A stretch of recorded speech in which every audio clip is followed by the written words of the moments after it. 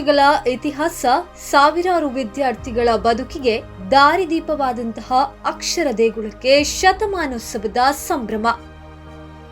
December 28ಕ್ಕೆ ನೂತನ ಕಟ್ಟಡ ಲೋಕಾರ್ಪಣೆಗೆ ಸಜ್ಜು. ದಕ್ಷಿಣ ಕನ್ನಡ ಜಿಲ್ಲೆಯ ಇರುವೈಲು ಸರ್ಕಾರಿ ಹಿರಿಯ ಪ್ರಾಥಮಿಕ ಶಾಲೆ ಈಗ ಶತಮಾನೋತ್ಸವದ ಸಂಭ್ರಮದಲ್ಲಿದೆ. 1922ರಲ್ಲಿ ಕೇವಲ 65 ವಿದ್ಯಾರ್ಥಿಗಳೊಂದಿಗೆ ಅಳಿಲು ಸೇವೆಯಂತೆ ಆರಂಭವಾದ ಈ ಸಂಸ್ಥೆ ಇಂದು ಒಂದು ಬೃಹತ್ ಮಹಾವೃಕ್ಷವಾಗಿ ಬೆಳೆದು ನಿಂತಿದೆ. ಬದಲಾಗ್ತಾ ಇರುವ ಕಾಲಕ್ಕೆ ತಕ್ಕಂತೆ ಖಾಸಗಿ ಶಾಲೆಗಳಿಗೂ ಸಡ್ಡು ಹೊಡೆಯುವಂತೆ ಸಜ್ಜಾಗಿದೆ ಈ ಸರ್ಕಾರಿ ಶಾಲೆ.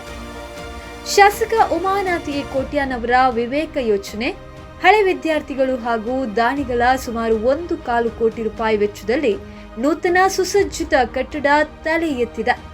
ಕೇವಲ ತರಗತಿಗಳಷ್ಟೇ ಅಲ್ಲ, ಇಲ್ಲಿ ಅಕ್ಷರ ದಾಸೋಹ ಕೊಠಡಿ, ಆಧುನಿಕ ಗ್ರಂಥಾಲಯ, ಶುದ್ಧ ಕುಡಿಯುವ ನೀರು ಮತ್ತು ಸುಸಜ್ಜಿತ ಶೌಚಾಲಯಗಳ ವ್ಯವಸ್ಥೆ ಇದೆ. ಈ ಮಹತ್ ಕಾರ್ಯದ ಹಿಂದೆ ದಾನಿಗಳ ದೊಡ್ಡ ಶಕ್ತಿಯೇ ಇದೆ.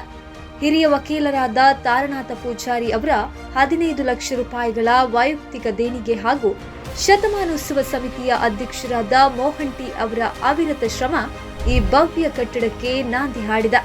ವಿಶೇಷವೆಂದ್ರೆ ಈ ಸಾಲಿನಿಂದ ಇಲ್ಲಿ ಆಂಗ್ಲ ಮಾಧ್ಯಮ ಶಿಕ್ಷಣವು ಆರಂಭವಾಗ್ತಾ ಇದ್ದು, ಗ್ರಾಮೀಣ ಭಾಗದ ಬಡ ಮಕ್ಕಳಿಗೆ ಗುಣಮಟ್ಟದ ಶಿಕ್ಷಣ ಸ್ಥಳೀಯವಾಗಿಯೇ ಸಿಗಲಿದೆ. ಶಾಲೆಯ ಅಭಿವೃದ್ಧಿ ಇಲ್ಲಿಗೆ ನಿಂತಿಲ್ಲ.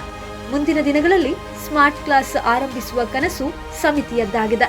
ಮುಖ್ಯ ಶಿಕ್ಷಕ ಅನಂತ ಭಟ್ಟ ಪುತ್ತಿಗೆ ಮತ್ತು ಎಸ್ಡಿಎಂಸಿ ಅಧ್ಯಕ್ಷ ಸುನೀಲ್ ಕುಮಾರ್ ಕಟ್ಟಣಿಗೆ ಅವರ ನೇತೃತ್ವದಲ್ಲಿ ಈ ಶಾಲೆ ಹೊಸ ಮೈಲುಗಲ್ಲು ಸ್ಥಾಪಿಸ್ತಾ ಇದೆ. ಇದು ಕೇವಲ ಒಂದು ಕಟ್ಟಡವಲ್ಲ, ಇದು ಊರಿನ ಜನರ ಋಣ ಸಂದಾಯದ ಫಲ ಮತ್ತು ಭವಿಷ್ಯದ ಪೀಳಿಗೆಯ ಭರವಸೆಯ ಕಿರಣ.